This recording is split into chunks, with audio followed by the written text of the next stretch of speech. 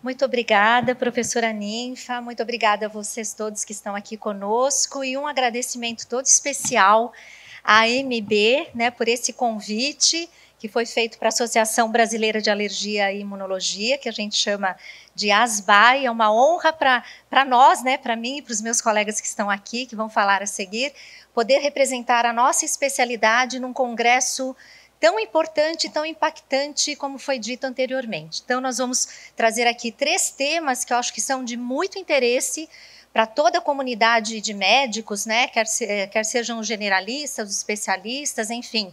Eu acho que as questões alérgicas e imunológicas atingem um número muito significativo de pessoas e que é dever da gente sabermos, né, identificar e tentar fazer o diagnóstico e, quando necessário, o encaminhamento correto. Então, me coube falar sobre as reações cutâneas a medicamentos, né? Esse é um capítulo bastante grande. Aqui vocês têm meus disclosures, né? Eu não tenho aqui nenhum conflito de interesse para essa aula. Então, a gente começa dizendo que quando a gente está com uma suspeita de uma reação a medicamentos, o primeiro passo é a gente tentar classificar essa reação dentro de várias questões, várias variáveis, digamos assim, né? Primeiro, tentar identificar qual é a droga que está implicada. Segundo, de acordo com as manifestações clínicas e morfologia das lesões, tentar encaixar esse paciente num quadro, num diagnóstico, numa síndrome que vai nos levar a, enfim, a um cuidado definido e específico para esse doente. Segundo, identificar os sinais de gravidade, porque a gente tem desde reações leves, né, e autolimitadas a medicamentos, até a possibilidade de reações graves com risco de morte. Um outro parâmetro que a gente usa para classificar essas entidades é a cronologia. Nós vamos ver um pouquinho mais adiante. E, por fim, falar um pouquinho, bem rapidamente, do mecanismo, para a gente identificar, então, dentro dessas possibilidades que são muito floridas, qual seria o mecanismo implicado. Então, nós podemos dizer que a necessidade de classificar se deve a todos esses fatores, né? Importância para a descrição individualizada, facilitar o diagnóstico e, consequentemente, o tratamento, definir o plano de investigação, que é uma coisa muito no colo, vamos dizer assim, do alergista depois, permitir a comparação entre pacientes e, até epidemiologicamente falando, permitir a comparação e conhecer a prevalência e incidência das diferentes reações a medicamentos nos diferentes locais, porque a gente sabe que tem também uma caracterização racial e geográfica que define essas síndromes. Então, aqui eu acho muito legal esse artigo e convido vocês, a quem puder, acessá-lo, né, porque ele faz um panorama bem geral, começando pela descrição das lesões e chegando nas síndromes que devem nos preocupar mais, né? Então, se a gente puder dizer que, né, partindo da reação de hipersensibilidade disseminada ou generalizada, ou seja, aquelas reações que acometem boa parte do tegumento, em geral mais que 60% do tegumento, a gente depois classifica a seguir no tipo de lesão. Então, a gente pode ter placas ou angioedema, pode ter o exantema, um exantema simples, ou pode ter um exantema mais infiltrado, que é um exantema maculopapular. Então, aqui no primeiro bloco, né, se a gente tem placas ou angioedema e tem envolvimento sistêmico, a gente está diante de um quadro de anafilaxia, que eu vou deixar para minha colega Adriana falar no final desta sessão. Se a gente não tem o acometimento sistêmico, então a gente está diante, desculpem, fiz besteira, como que volta mesmo? Aqui, né? De um quadro de urticária, né? Que está aqui bem representado por esta foto, né? Onde a gente vê aí as lesões em placa, né, infiltradas, elevadas, eritematosas, às vezes até violáceas em consequência do prurido. Diante de um quadro de exantema, a gente pode ter esse exantema com bolhas, né, com a presença de bolhas, de novo, com ou sem envolvimento sistêmico. Sem envolvimento sistêmico, a gente classifica esse doente como uma erupção fixa à droga, bolhosa e generalizada. Deixa eu ver se eu acerto agora. Acertei. Então, aqui a gente tem um exemplo da erupção fixa à droga, bolhosa ou generalizada. Obviamente, aqui a gente já sabe, nesse caso, que é uma farmacodermia, né, uma reação à droga, mas isso tem diferentes diagnósticos diferenciais, que a gente vai ver um pouquinho mais adiante também. Se, por outro lado, eu tenho envolvimento sistêmico, então eu estou diante de uma síndrome de Stevens-Johnson-NET, que são dois polos da mesma doença, que vocês já devem ter visto algum quadro na experiência de vocês, que é um quadro bastante grave, com lesões bastante disseminadas. Se, por outro lado, este exantema maculopapular ou exantema cursa com pústulas, eu posso ter o diagnóstico da pustulose exantemática generalizada aguda, que são lesões, como vocês senhores veem aqui, né, de micropústulas estéreis, não são infecciosas, é uma reação de hipersensibilidade em cima de uma base eritematosa, o que caracteriza a pega. Se esse exantema ou exantema maculopapular cursa com púrpura, eu tenho a vasculite. Se esse exantema de diferentes características morfológicas cursa com envolvimento sistêmico de outros órgãos, como fígado, rim, pulmão, eu posso ter a DRESS, que é uma síndrome sistêmica relacionada à droga com eosinofilia e sintomas sistêmicos, como o acrônimo está dizendo. Aqui é um dos exemplos aí, que a gente vê um exantema maculopapular. E, finalmente, se a gente tem essa base exantemática com eritema flexural e intertriginoso, então a gente está diante da SDRIF, que é um eritema simétrico flexural também relacionado a drogas. Então, aqui nesse slide, a gente resume todas as síndromes possíveis e mais comuns das reações cutâneas a medicamentos. Essas reações, além de generalizadas, elas também podem ser, no outro extremo, apenas localizadas. Então, aqui mais alguns diagnósticos: o eritema com ou sem bolhas, que são lesões discoides, eritematoviolaceas, que caracterizam a erupção fixa à droga. Eu acredito que vocês também já podem ter encontrado algum paciente com esse tipo de lesão, é muito frequente com dipirona, outros anti-inflamatórios, fenolftaleína, né, que é um elemento para constipação intestinal, um medicamento para constipação intestinal. Por outro lado, eritema em áreas expostas ao sol, com eritema difuso, descamação e vesículas, caracteriza a reação fotoalérgica. Então, essa reação é bastante, vamos dizer, geométrica nas áreas expostas ao sol. E o eritema, edema em duração no local da administração de uma droga, da exposição a uma droga, caracteriza, então, uma reação local, que pode ser pela própria injeção ou pelo contato. Aqui eu trago um exemplo de uma reação local, que também é por reação imunológica, à vacina COVID, com a formação de um grande nódulo, digamos assim, de cerca de 12 centímetros, que ocorreu no meu braço, né? Então, aqui eu trouxe uma foto de uma experiência pessoal, de uma reação local a um medicamento, na verdade, uma vacina.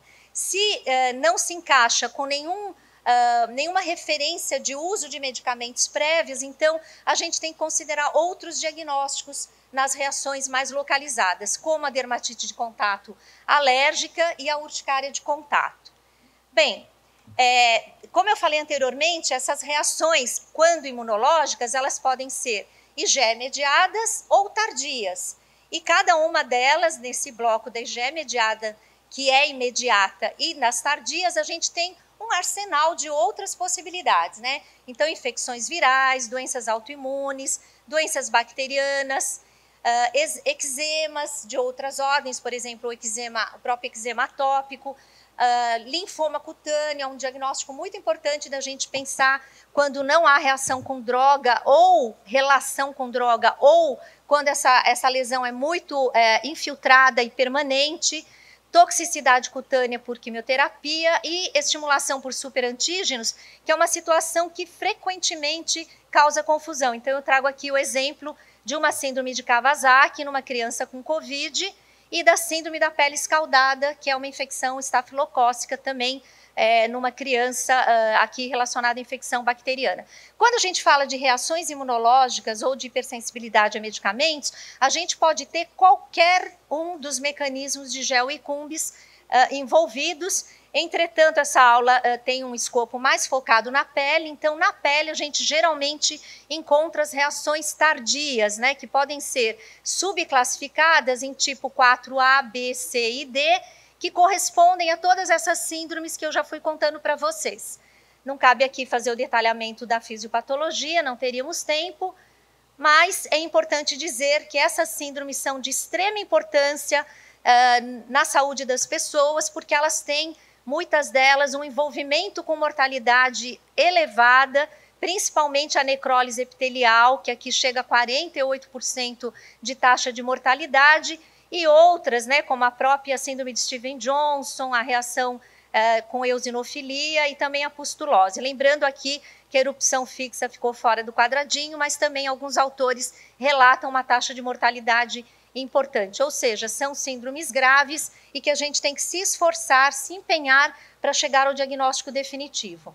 Aqui a gente tem as principais drogas implicadas nessas síndromes graves, né, na Stevens-Johnson NET, DRESS e PEGA e SDRIF. Então, principalmente nas 3 primeiras, são as drogas de metabolização lenta, né, de meia-vida prolongada, como anticonvulsivantes, halopurinol e sulfas, mas a rigor a gente pode ter esse tipo de reação com qualquer medicamento, inclusive com vacinas. O que é importante lembrar é que, como elas são reações tardias, elas não têm uma relação imediata com o uso da droga. Então, muitas vezes é difícil a suspeição diagnóstica, porque essa reação vai ocorrer até semanas depois do uso da droga. Aqui na DRESS, por exemplo, autores dizem que até 12 semanas após o início da droga, a gente pode ter o aparecimento dessas lesões. Esta é uma casuística do nosso serviço no Hospital do Servidor Estadual, um levantamento que nós fizemos aqui já até 2016, com 65 casos, que mostram uma frequência maior de DRESS, seguida de Stevens-Johnson, posteriormente NET e PEGA, mas para destacar então que os principais agentes envolvidos nessa casuística no nosso meio são os antibióticos, principalmente os beta-lactâmicos e os anticonvulsivantes, seguidos então de anti-inflamatórios, halopurinol e outros. Então, quando nós falamos destas síndromes, é muito importante que nós nos atentemos aos sinais de alerta para a gravidade que vão implicar numa evolução desfavorável deste paciente.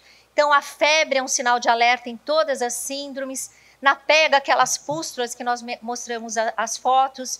Na síndrome de Stevens-Johnson, necrólise epitelial, a gente tem lesão mucosa e destacamento cutâneo.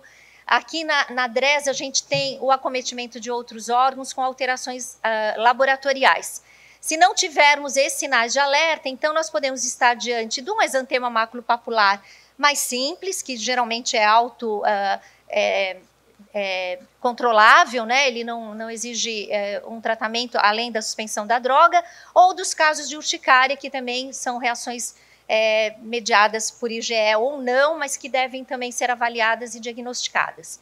Então, aqui nessa lâmina, a gente repete os sinais de alerta que nós falamos na anterior, mas destacando aqui a importância fundamental diante de algum exantema, com bolha, com pústula, com necrose, sempre temos que fazer uma avaliação laboratorial, metabólica, principalmente função hepática e renal, um hemograma para a gente ver se cursa com linfocitose e atipia, que demonstra aí a estimulação linfocitária.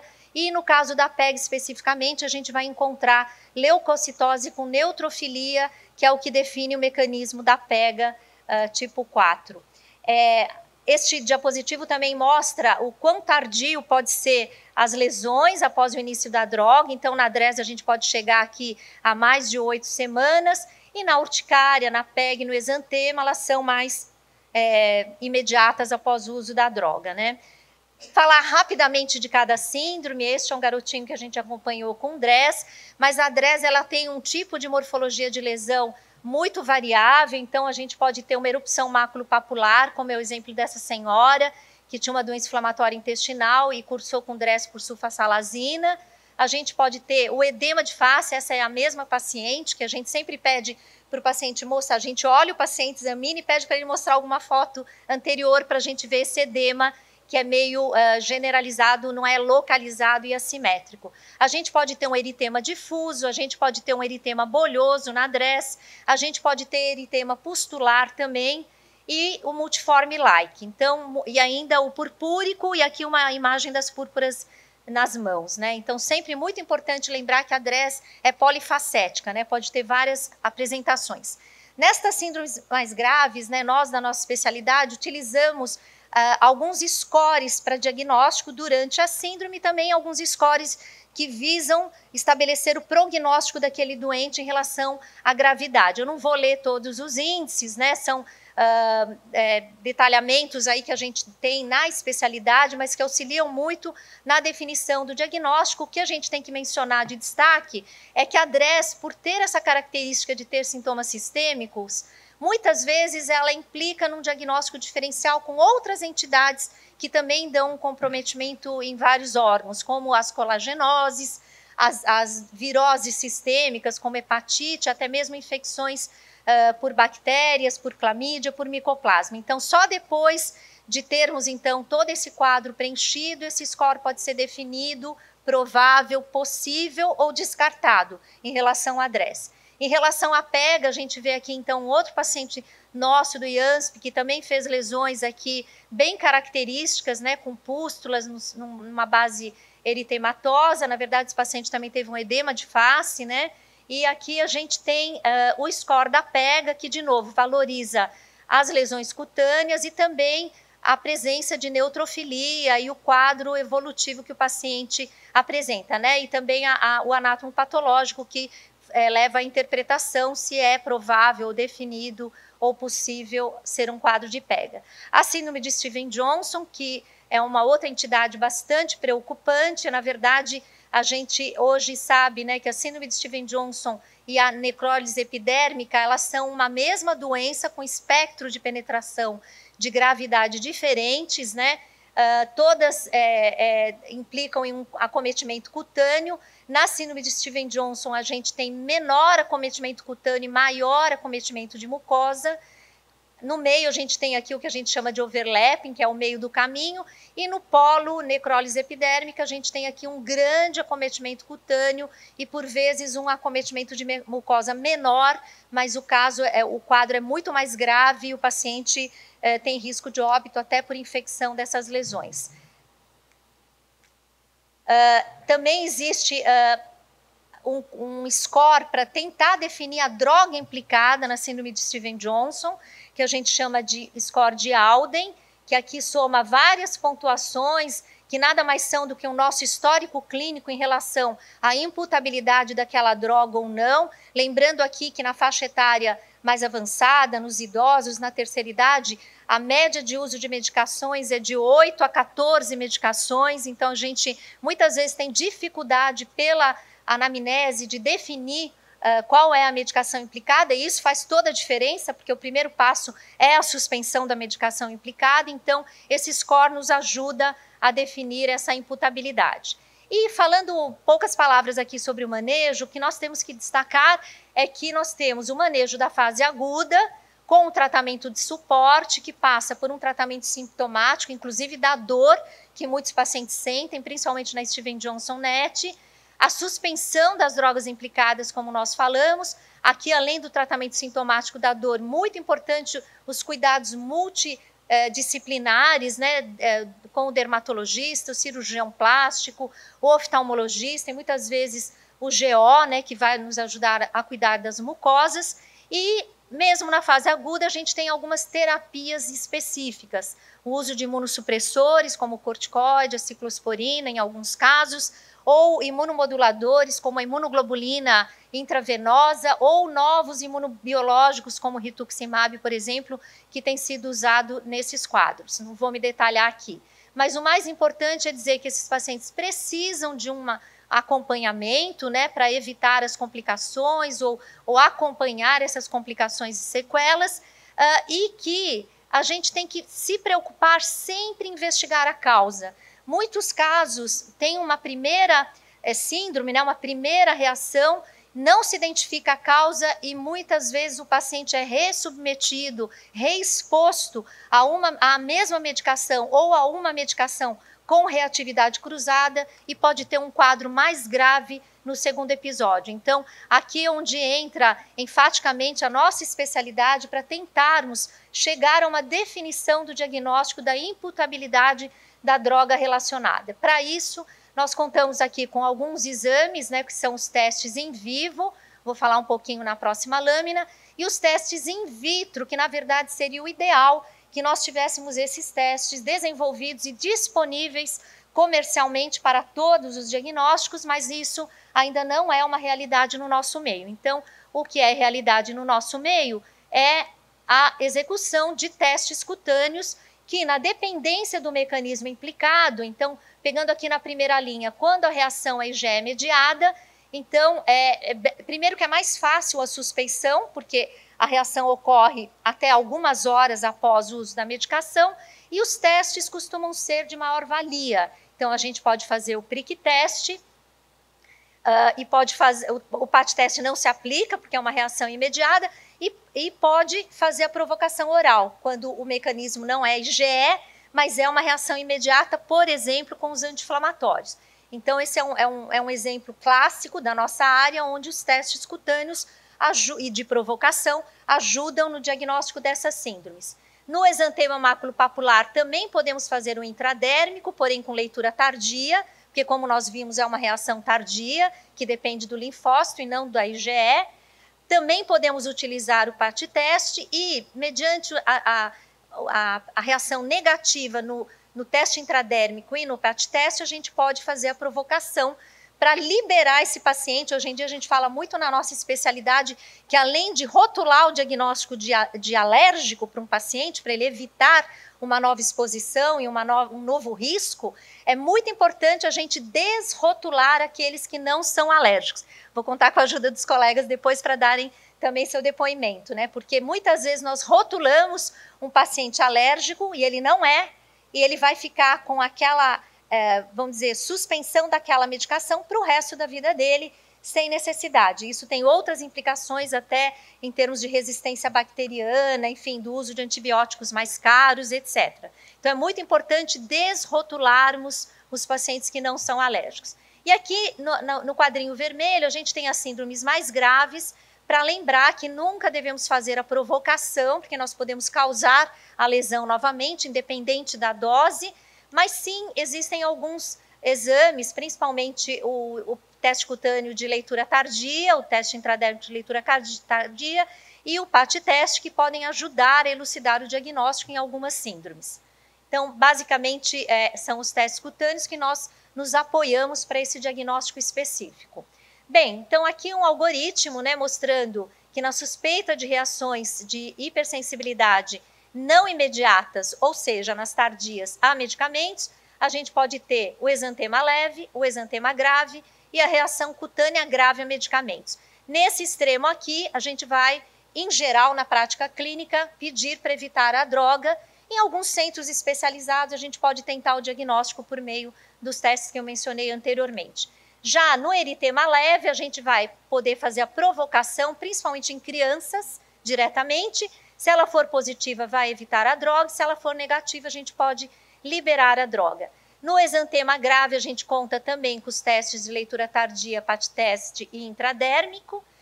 Se ela for positiva, a gente vai evitar a droga. Se eles forem negativos, nós vamos fazer a provocação. E da mesma maneira, se a provocação é positiva, vai evitar a droga. E se negativa, a gente libera a droga. Então, vejam que em vários momentos aqui, a gente está podendo desrotular esse paciente para que ele volte a usar aquela medicação. E por último, lembrar que essas síndromes, essas reações, além do momento agudo, que é muito impactante de risco de vida para muitas dessas reações, a gente tem que lembrar que essas reações podem evoluir com sequelas em vários órgãos, né? Na cavidade oral, com xerostomia, gengivite crônica, cárie, etc. A DRESS, por exemplo, pode, e é cada vez mais relatado isso, que ela pode desencadear um processo de autoimunidade. Podem haver reações gastrointestinais, como úlceras, esofagite, estenose, até pancreatite. No gênito urinário, de novo, a estenose uretral e vaginal. Na pele, né, a despigmentação, formação de nevos, distrofia, alopécia. No respiratório, quando há acometimento, por exemplo, na DRESS ou na síndrome de Stevens-Johnson, a gente pode ter uma bronquite crônica obstrutiva e até bronquiectasia. Nos olhos, principalmente na síndrome de Stevens-Johnson, a gente pode ter xeroftalmia, entrópio, triquíase, ceratite, simbléfaro, e muitas vezes é necessário o uso de imunossupressor a longo tempo, a longo prazo. E, finalmente, não esquecer do distúrbio psiquiátrico que a gente causa nesses pacientes, e quem faz a especialidade sabe que esses pacientes ficam extremamente traumatizados, é quase uma síndrome do estresse, é uma síndrome do estresse pós-traumático, onde esses pacientes têm muito medo, muito receio de se exporem a novos medicamentos, muitas vezes sem nenhuma relação com o quadro inicial. Então, como mensagens finais, eu queria destacar esses tópicos, né, que é muito importante o diagnóstico preciso, uma anamnese exaustiva, o uso dos exames complementares para detectarmos comprometimento sistêmico e segmento do quadro por meio dos scores de gravidade. Sempre observar os sinais de agravo, de alarme, né, para agravo, mesmo que seja um exantema frustro, a gente tem que pedir para o paciente retornar se ele não melhorar. Investigar a causa, né, que cabe muito à especialidade de alergia, para que a gente possa suspender as drogas suspeitas e não essenciais, e depois, com os testes que se fazem posteriormente, tentar chegar a uma definição diagnóstica e buscar uma medicação alternativa, evitando drogas com reatividade cruzada. Esses dois últimos tópicos são de extrema importância para a epidemiologia e também para o controle desses pacientes e da comunidade, né? A gente tem que notificar o paciente, família e órgão de farmacovigilância. Todos nós sabemos que a fase 4 dos estudos, né, de pesquisa clínica é depois da comercialização do produto, e é aí onde aparecem as reações menos comuns que são encontradas nas primeiras fases do estudo. Então, nós fazemos parte dessa pesquisa pós-comercialização e a gente sempre tem que notificar os órgãos de farmacovigilância e acompanhar o paciente a longo prazo, sobretudo aqueles que tiveram estas síndromes graves, para evitar e controlar as complicações. Então, eu gosto muito de terminar a aula sempre com essa frase, porque eu acho que a gente está aqui hoje com um conhecimento que se localiza nesse tempo e espaço, mas a ciência se compõe de erros que, por sua vez, são os passos até a verdade. Então, quem sabe daqui a um ano a gente volta com outras informações a respeito desse tema. Muito obrigada, fica também meu contato se alguém precisar.